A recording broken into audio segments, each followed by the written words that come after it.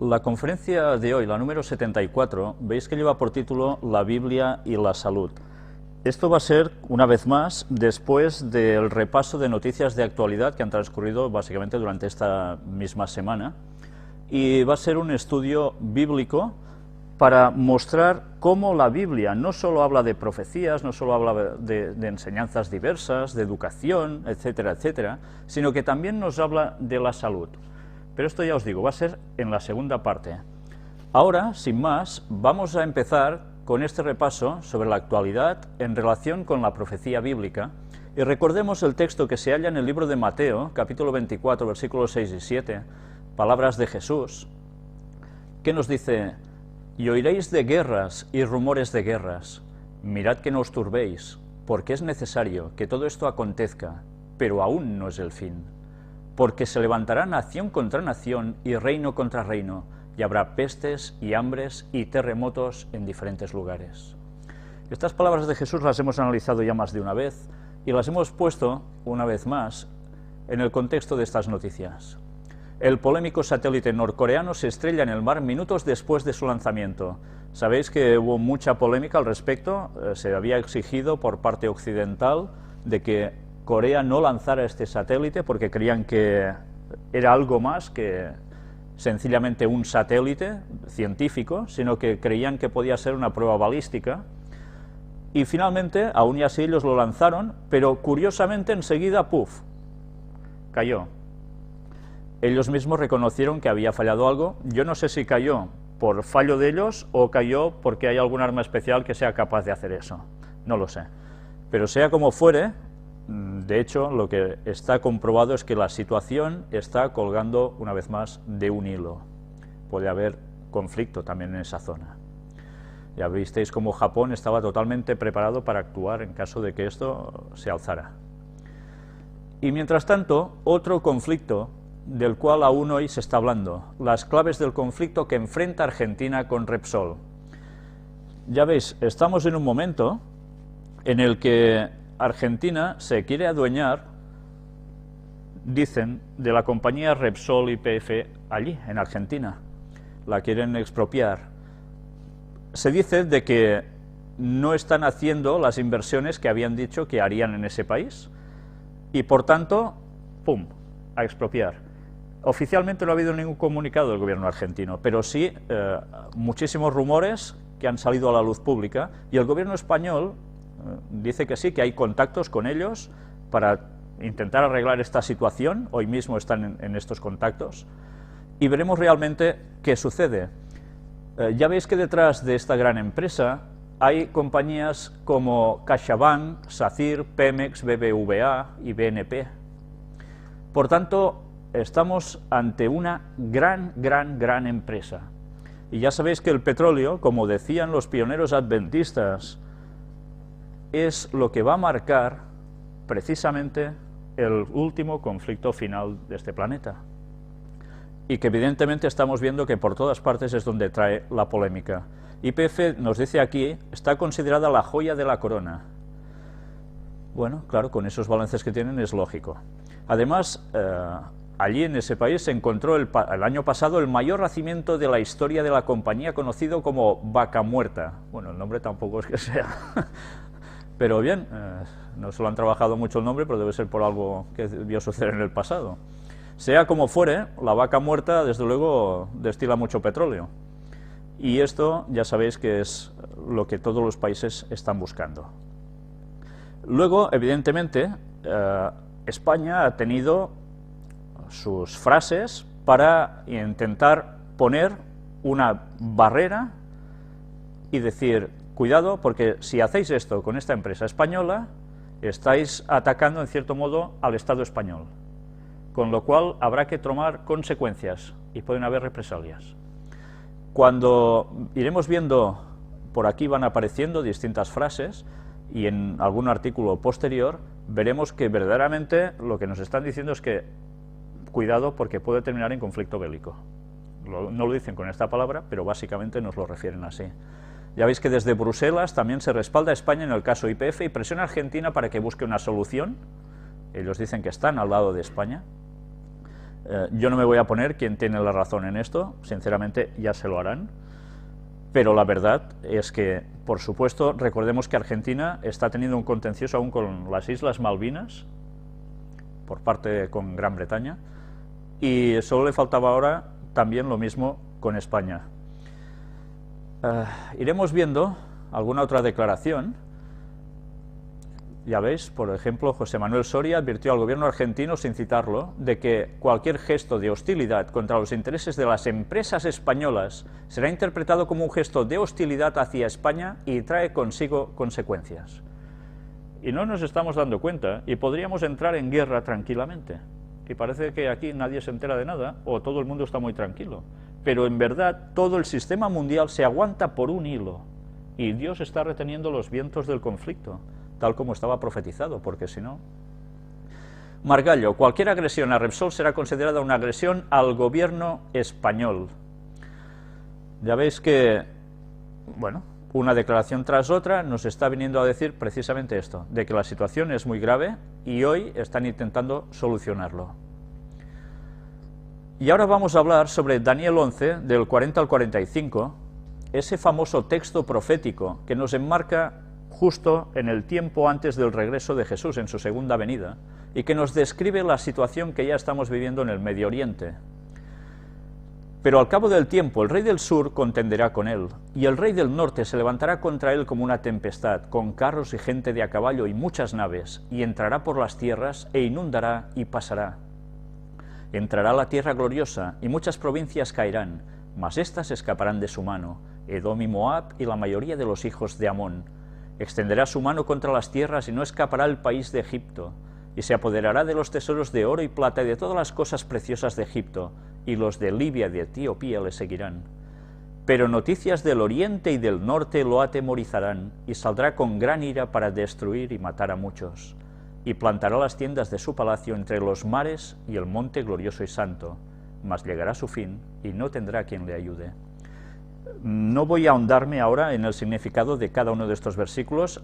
Recordad que en la conferencia número 7, si no recuerdo mal, estuvimos presentando enormemente extenso el contenido de todas las palabras que aquí aparecen y a qué se estaba refiriendo, y que las personas que han visto esa conferencia del año 2006 ahora se preguntan cómo puede ser que lo que está sucediendo ahora en Oriente Medio nosotros lo supiéramos con esa anticipación. Bien, había conferencias anteriores a esa donde ya presentamos esto, pero no eran de la serie El Gran Engaño, eran anteriores, pero que ahora la gente dice, ¿cómo podemos o podéis saber esto? Bueno, estaba escrito, nada más que eso. El profeta Daniel lo había redactado 600 años antes de Cristo. Por tanto, estamos avisados, y esto nos marca el fin del tiempo del fin. Mirad en Egipto. Ya sabéis la situación cómo está. Hermanos cristianos, un recién nacido en Egipto frente al dinosaurio islamista.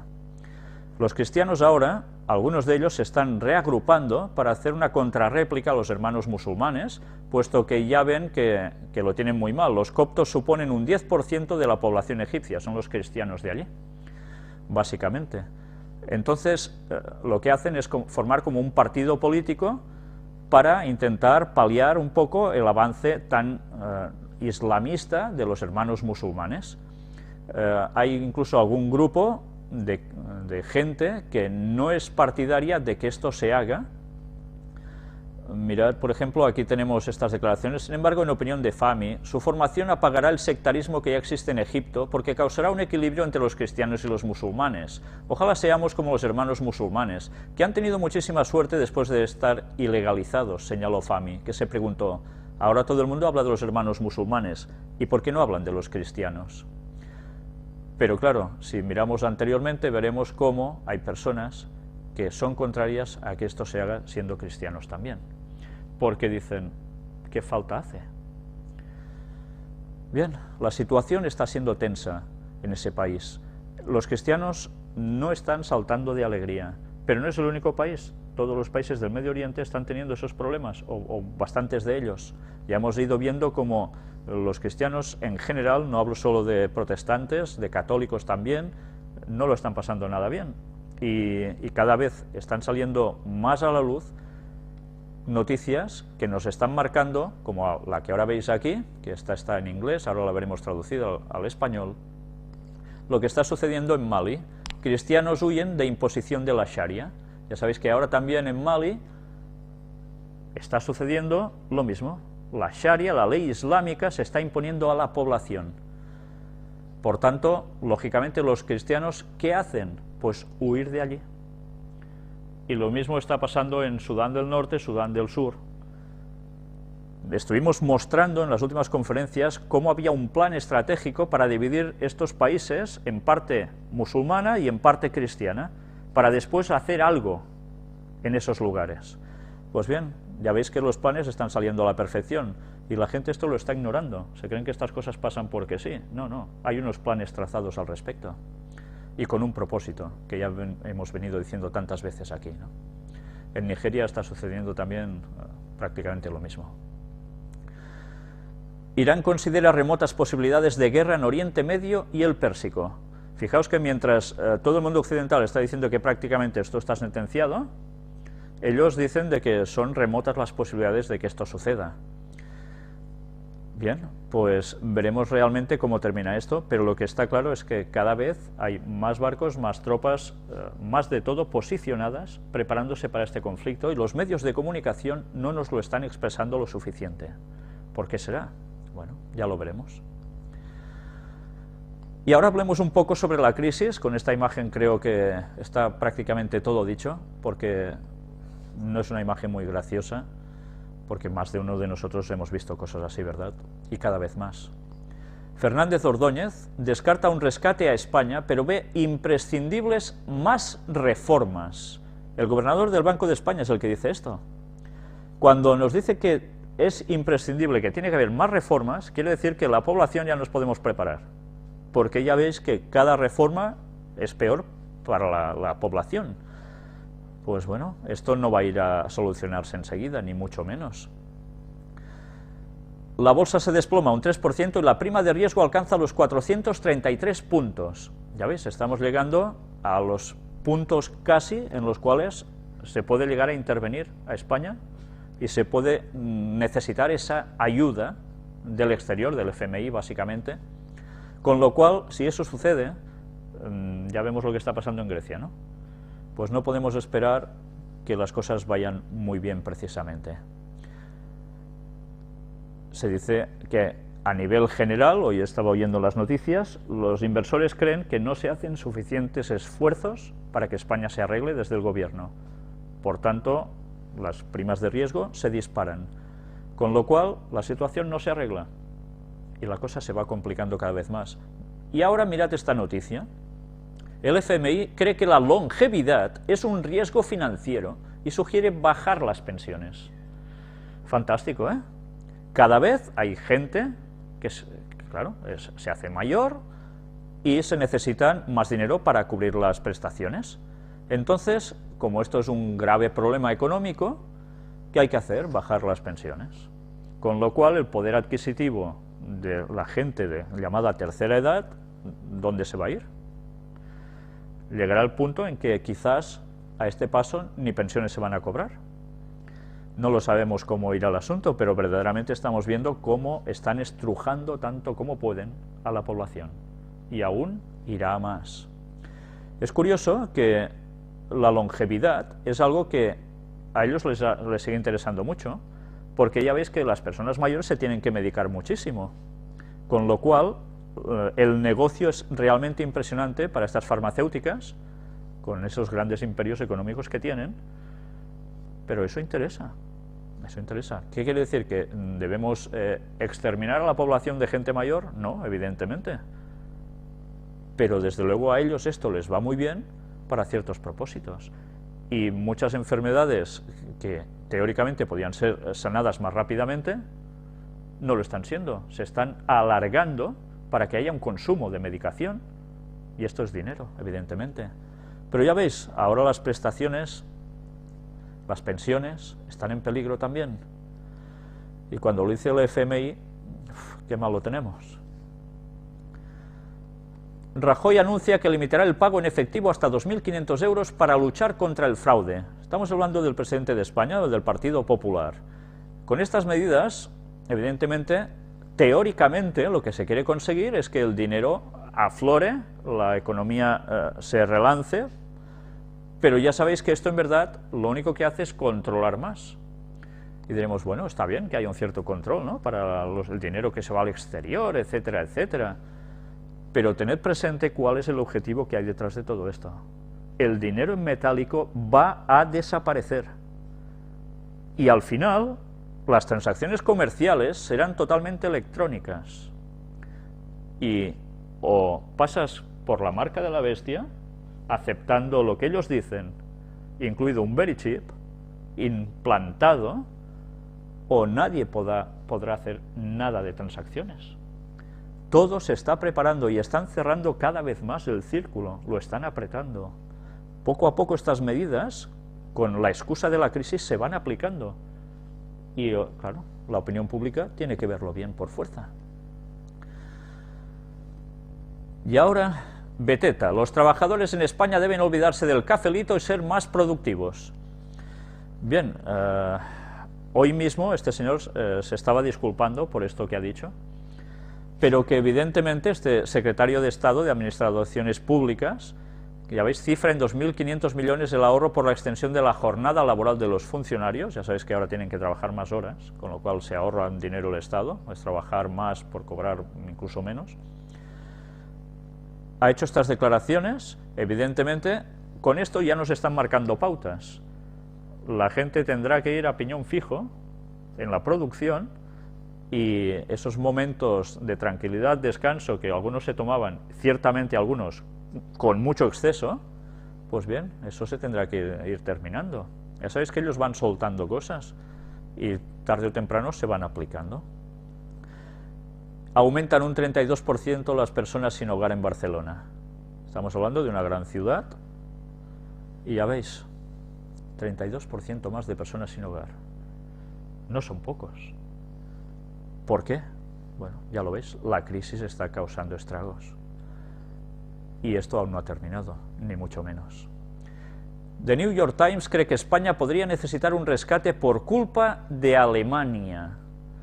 España podría alcanzar niveles más altos de miseria por la austeridad. Con los recortes, lo que se consigue es más austeridad, en vez de levantar la economía de los países.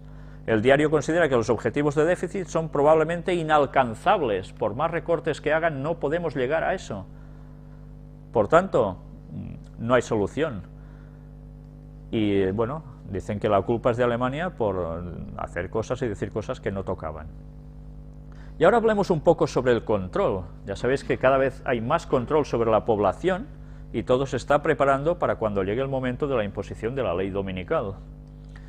La privacidad en Instagram comienza a preocupar tras la compra por parte de Facebook. Ya sabéis que las personas se apuntan a redes sociales, empiezan a colgar infinidad de instantáneas, de fotografías, todos los datos de su vida, etcétera, etcétera.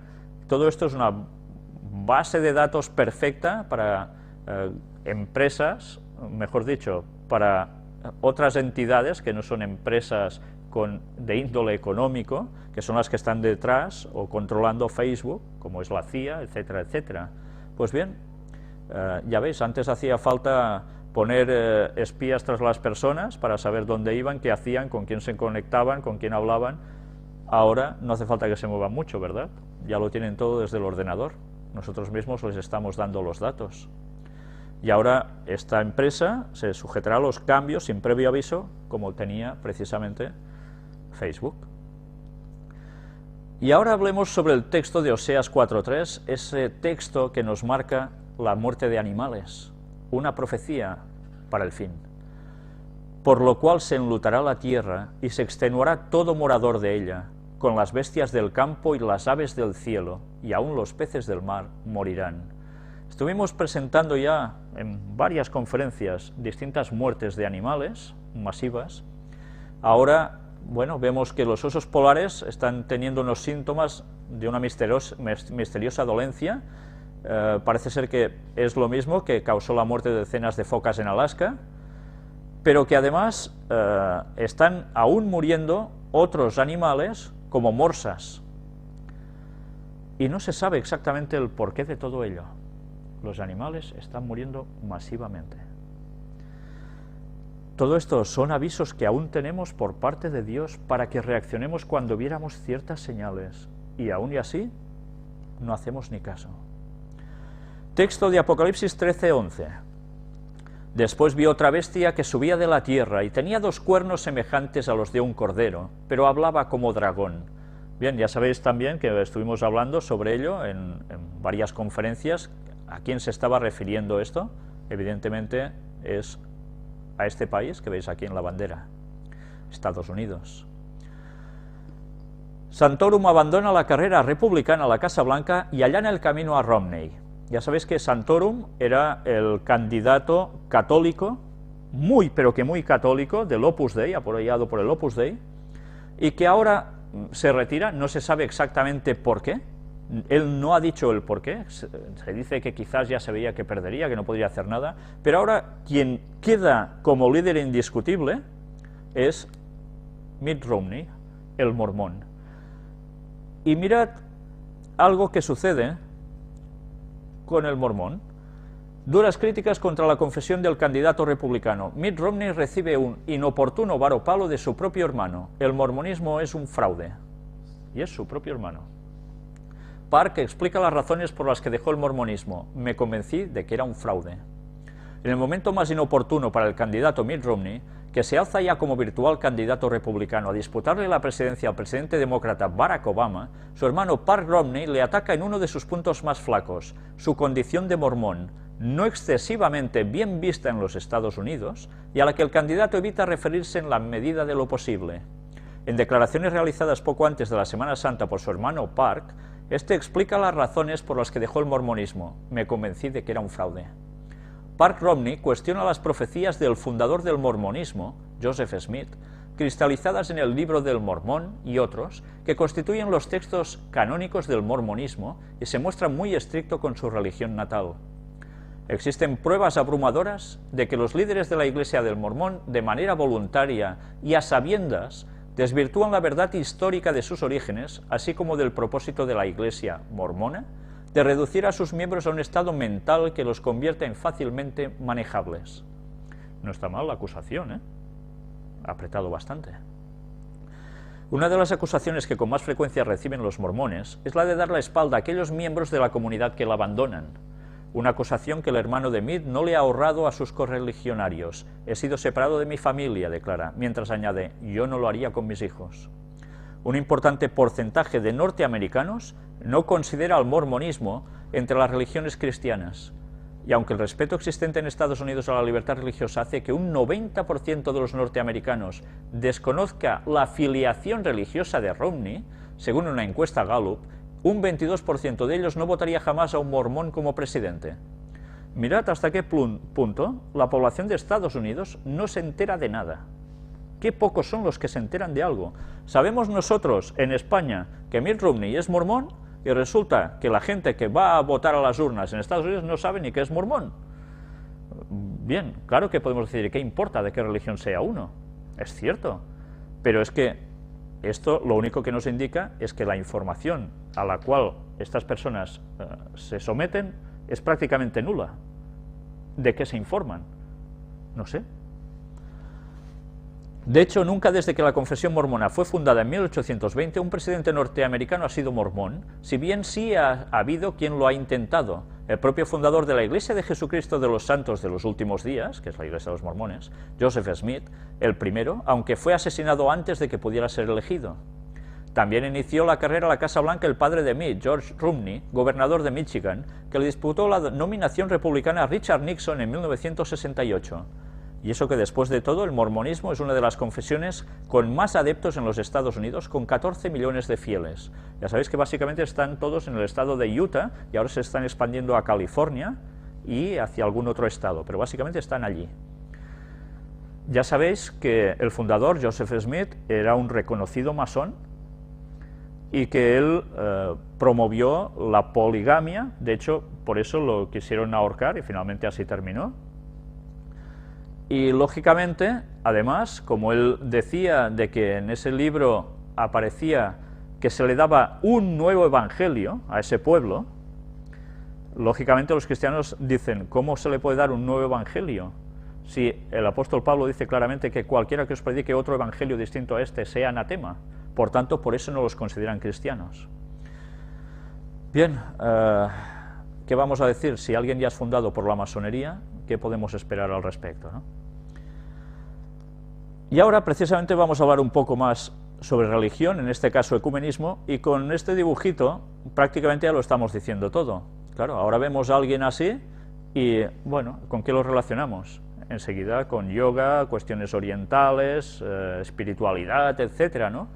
El dibujo es muy expresivo, este es Jesús, teóricamente.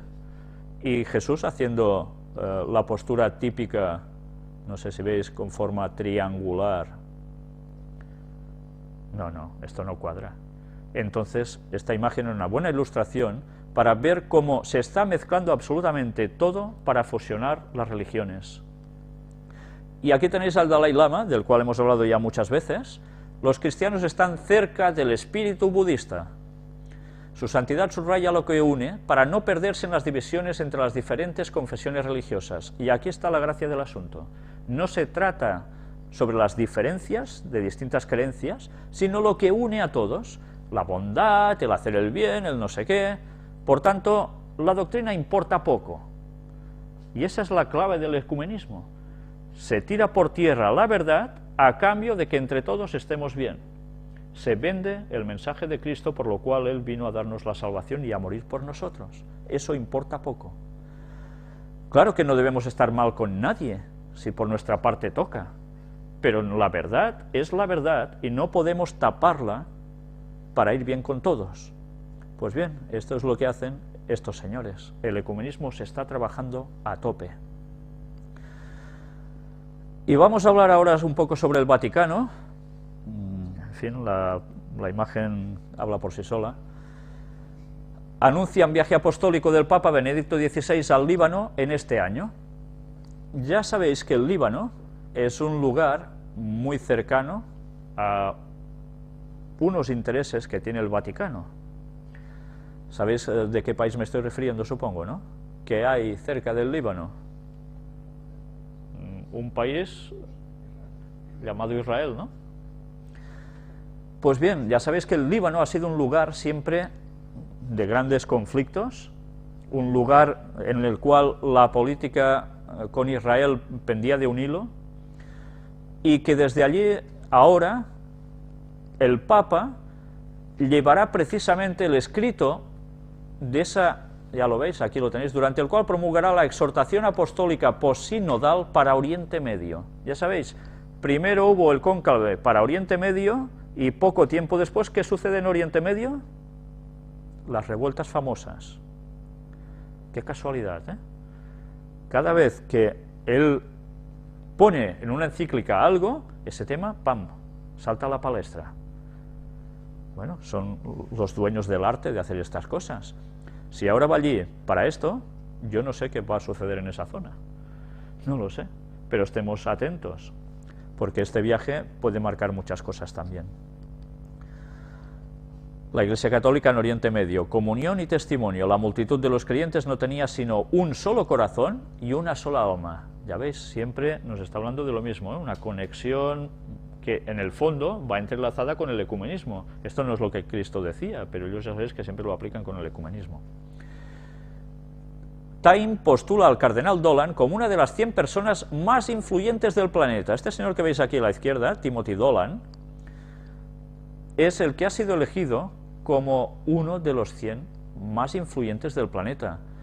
Este señor, evidentemente, perteneciente a la Iglesia Católica, si veis, bueno, cómo va vestido, ya veis que no va de carnaval, va vestido como ellos van.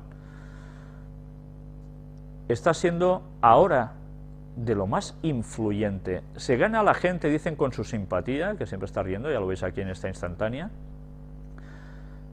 Pero, ¿cómo puede ser que ahora en Estados Unidos, precisamente, una de las 100 personas más influyentes sea alguien de la Iglesia Católica? ¿Cómo han llegado a cambiar las cosas desde que esa nación se fraguó?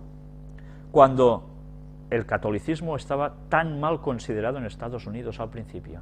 Y ahora, ya veis, son los que precisamente han plantado cara a Obama para poner o por tirar por tierra leyes que Obama quería implantar, que a la Iglesia Católica no le iban bien. Mirad hasta qué poder de persuasión han tenido para que todo esto se frenara. Es curioso que también, y esto me pregunto hasta qué punto la idiotez humana llega a extremos inverosímiles, mirad quiénes más hay a nivel mundial que tengan influencia en las personas. La encuesta anual de la revista se cerró el pasado 6 de abril. Los resultados actuales presentan al cardenal Dolan en la posición número 16, después de personajes de la política, la música y el deporte como Lionel Messi, el influyente también, pero si es un jugador de fútbol. ¿Hasta qué punto podemos caer en esas cosas? Uno puede ser del Barça, o puede ser de lo que quiera, o puede admirar a un jugador, cómo juega, pero que sus opiniones o lo que él haga marque a tantísima gente, siendo un deportista, cuesta entender. Pero bien, es lo que hay. Vladimir Putin, bueno, esto lo entiendes, es un político dentro de todo. Novak Djokovic, un jugador de tenis. O Adele, una cantante. Y por encima de Barack Obama, imaginaos, Lady Gaga, esto ya es para, en fin, Hillary Clinton, la reina Elizabeth II, Oprah Winfrey o Nicolás Sarkozy. Es curioso que la gente se tenga que reflejar en personajes que realmente dices, ¿esto realmente es cristianismo? ¿Esto realmente es la imagen que nosotros hemos de aspirar? Puede haber buenas personas entre ellos, ¿por qué no? Pero realmente nosotros nos deberíamos reflejar en la influencia que hace Cristo en nuestras vidas, no ninguna persona. Pero ya veis hasta qué punto las masas seguimos como borregos las imágenes que nos están mostrando los medios de comunicación. La prensa belga desvela que la Iglesia Católica del país conocía casos de abusos a menores. No están parando de salir casos aún. Y bueno, cuando luego veis alguna declaración de las que aparece por aquí, resulta que cuando se les informa, ya veis, escribían cartas de denuncia a Daniels, quien solía responder que rezaría por los afectados. Y así se arreglaban las cosas. Bien, no sé si es una poca vergüenza, una desfachatez, o cómo se puede atribuir a eso.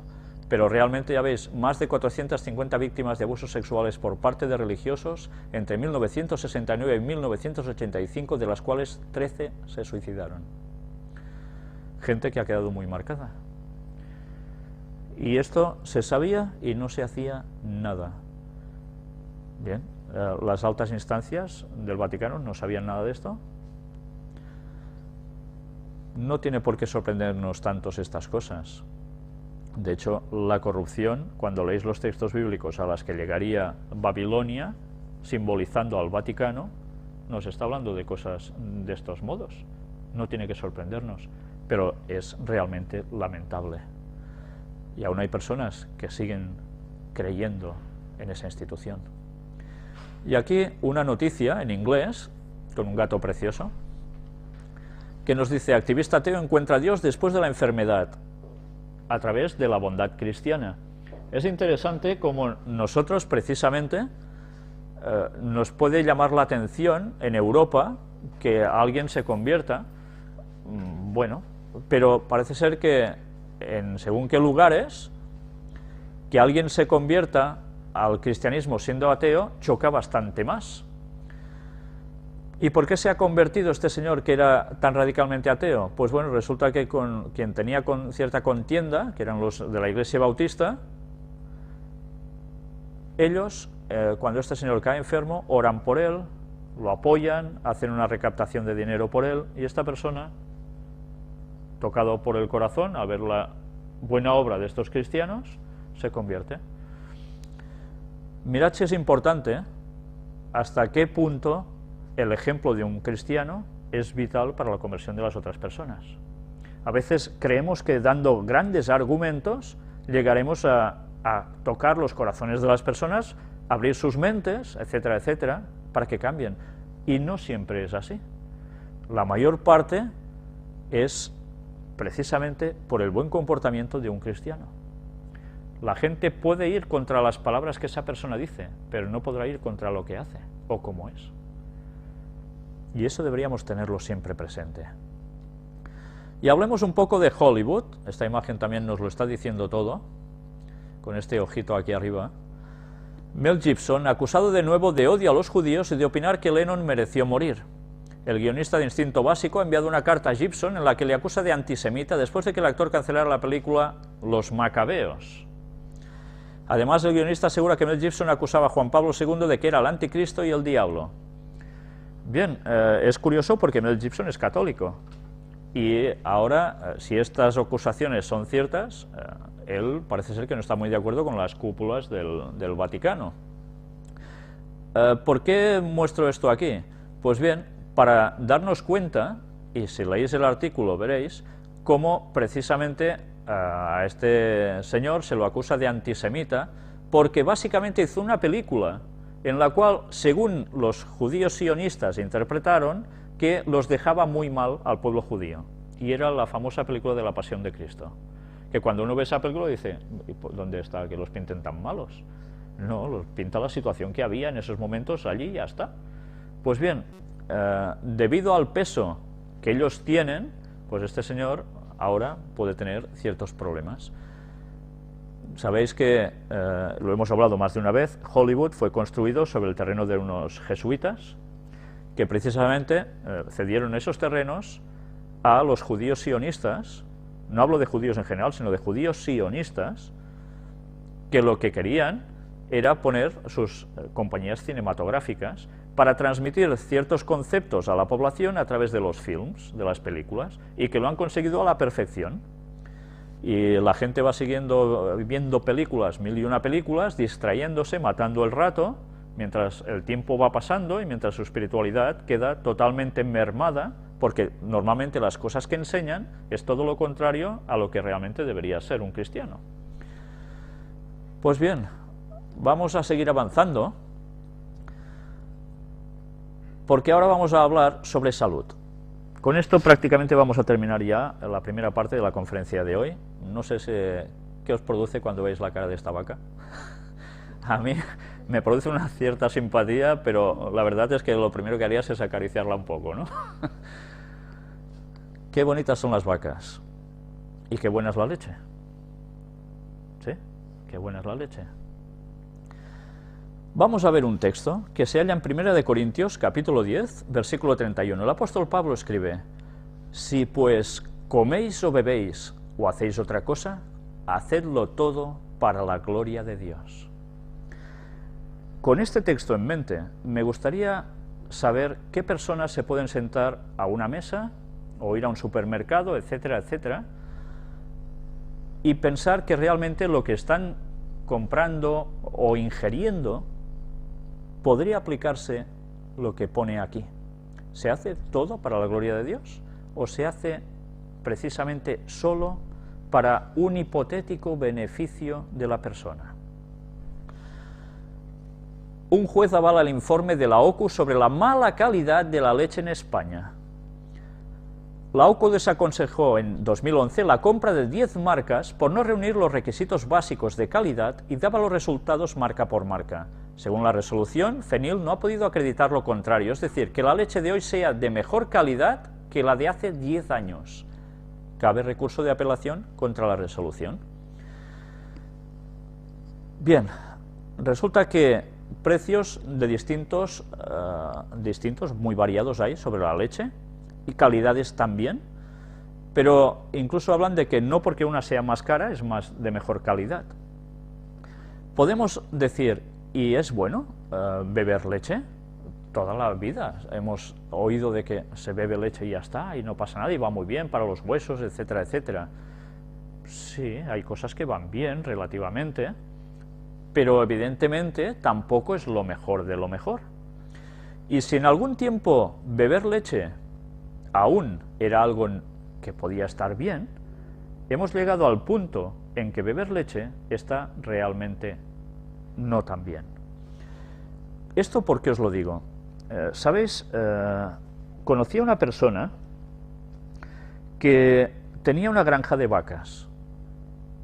Y esa persona, claro, ¿a qué se dedicaba? Pues a vivir de la leche que producían sus vacas. Hablando con él, yo ya lo sabía por otras fuentes, le dije de que, bueno, ¿y eso de que la leche tiene pus? ¿Por qué la seguís suministrando si sabéis que tiene pus? Él se quedó totalmente perplejo. Se me quedó mirando con una cara atónita, diciendo, ¿y tú cómo sabes eso? Porque esto no lo podemos decir a nadie. Me contó cómo los gobiernos, en este caso los de aquí, tienen un baremo de permisividad de grados de pus en la leche. Esto no se mata porque sí, cuando se hacen controles de no sé qué y no sé cuánto y procesos. Este pus, ¿a qué se debe en la leche? Pues a que las vacas están sometidas a un continuo proceso de extracción de leche. Ya sabéis que además, normalmente, no es que vayan campando por los pastos, como antiguamente, sino que están consumiendo mucho pienso. Y además, sabéis que suelen estar animales enfermos, y por eso siempre están con medicación, con veterinarios. Y todo esto hace que las vacas lleguen a estar enfermas. Hasta que, ¿cómo diríamos las mamellas en castellano? En español. Sí, las tetas de la vaca. Ubres, vale. Pues de allí les sale pus. Y esto pasa a la leche. Entonces, todo esto pasa al consumo de la persona. Y luego se quejan las personas de que hay más cánceres, hay más no sé qué, hay más no sé cuánto. ¿A qué se debe? ¿Por qué continuamente nos hablan de los beneficios de la leche y nadie nos dice esto? Hay ciertamente unos intereses, una industria creada y mucha gente que vive de ello.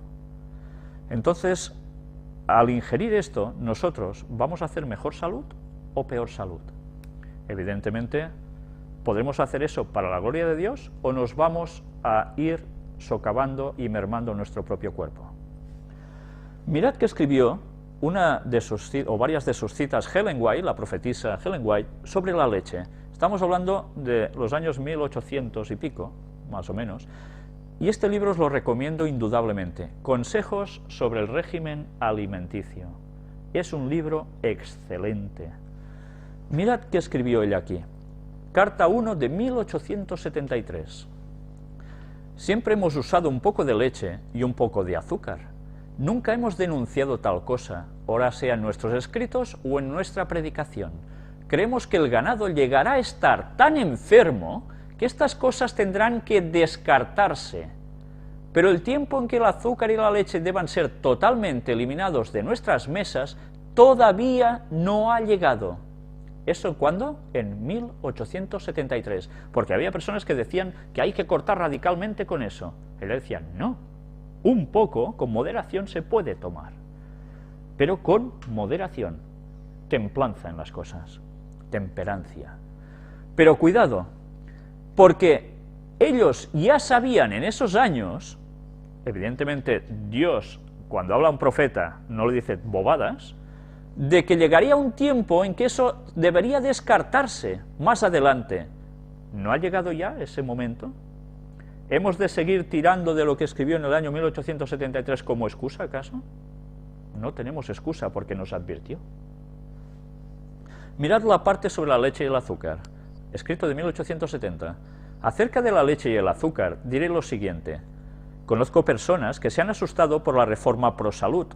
Ya sabéis que la reforma pro salud era la visión que ella tuvo sobre cómo debería cuidar la persona, el cuerpo, a través de su nutrición, de su descanso, de su etcétera, etcétera, ¿no? Y claro, eso fue en esos momentos un gran shock para muchas personas que comían y bebían absolutamente de todo y tenían muchas malas costumbres en otras cosas. Entonces eso fue muy rechazado por un gran sector de personas. Pero que ya hemos ido viendo como todo lo que ella escribió, realmente la ciencia lo está corroborando 100 y pico de años después. Vamos a seguir. Y han dicho que no querían saber nada de ella, de la Reforma Pro Salud, porque hablaba contra el uso copioso de estas cosas. Los cambios deben hacerse con gran cuidado, y debemos obrar cautelosa y sabiamente. Necesitamos seguir una conducta que nos recomiende a los hombres y mujeres inteligentes del país. Las grandes cantidades de leche y azúcar ingeridas juntas son perjudiciales. ¿Sabíais esto? Leche con azúcar en grandes cantidades, lo que provoca. Comunican impurezas al organismo. Los animales de los cuales se obtiene la leche no son siempre sanos. Y eso en su época. Imaginaos, ¿qué podremos decir de los animales de ahora? Pueden sufrir enfermedades. Una vaca puede estar aparentemente sana por la mañana y morir antes de la noche. En tal caso estaba enferma por la mañana, y su leche también, pero no lo sabíais. La creación animal está llena de enfermedades, y las carnes también. Si pudiésemos saber que los animales estaban en perfecta salud, yo recomendaría a la gente que comiese carne antes que grandes cantidades de leche y azúcar. ¿Os dais cuenta? A veces hay personas que caen en el extremismo, no, carne nunca, nunca, nunca, y en cambio se están tomando leche y azúcar, y en cantidades. Y ella dice de que es peor aún tomar leche y azúcar en grandes cantidades que comer carne. Imaginaos qué causa eso dentro del organismo. No les haría el daño que les hacen estas últimas cosas. El azúcar recarga el organismo y estorba el trabajo de la máquina viviente. Escrito de 1870 también nos dice, con frecuencia me siento a las mesas de los hermanos, de gente que cree, como ella, y veo que usan grandes cantidades de leche y azúcar. Estas recargan el organismo, irritan los órganos digestivos y afectan el cerebro. No somos conscientes de que cuando ingerimos ciertas cosas, no solo nos podemos hacer daño, ay, que si el hígado, que si los riñones, que si no sé qué. No, no. El gran objetivo de todo, en verdad, es que todo el organismo va ligado a nuestro cerebro. Y lo que nosotros ingeramos va a afectar nuestros procesos mentales. Algunos usan leche y una gran cantidad de azúcar en sus gachas, a veces esas pastitas que se hacían, pensando, y se hacen aún, pensando que están poniendo en práctica nuestra Reforma Pro Salud, pero el azúcar y la leche combinados pueden producir fermentación en el estómago y por eso son dañinos. Particularmente dañinos son los flanes, cuyos ingredientes principales son la leche, los huevos y el azúcar. Debe evitarse el consumo copioso de la leche con azúcar. El flan de huevo, que tiene tanta buena fama y tal, pues no es bueno. No es bueno. Bueno, pero un poco no pasa nada, ya sabéis, las típicas excusas que siempre se ponen. Pero esos pocos sí van afectando nuestros procesos mentales. Y esas complacencias que nos podemos dar por un día no pasa nada, están afectando nuestro proceso mental de comunicación clara, de entendimiento con lo que Dios nos quiere expresar. Porque además formamos carácter al hacer esto. Y cuando hacemos esas concesiones las vamos a hacer también con el resto de cosas cotidianas que podamos hacer de la vida. ¿El ser humano funciona así? Bah, no pasa nada. Pues sí, sí que está pasando. Porque luego queremos ser el pueblo que esté con Dios cuando Él vuelva, y nosotros mismos nos vamos a enviar a la porra. Pues bien, este era el tema de hoy, del repaso de las noticias de actualidad, y finalmente haremos un breve descanso, antes no podamos seguir con este otro tema, la Biblia y la salud. Vamos a hacer el estudio bíblico en el cual vamos a mostrar cómo Dios se preocupa de la salud de su pueblo, a tal punto que da unas normas muy claras de lo que hay que ingerir y lo que no. Después veremos también unas citas de Ellen White al respecto, que hay unas cuantas, pero que vale la pena que conozcáis. Pues bien, hacemos un descanso y seguimos.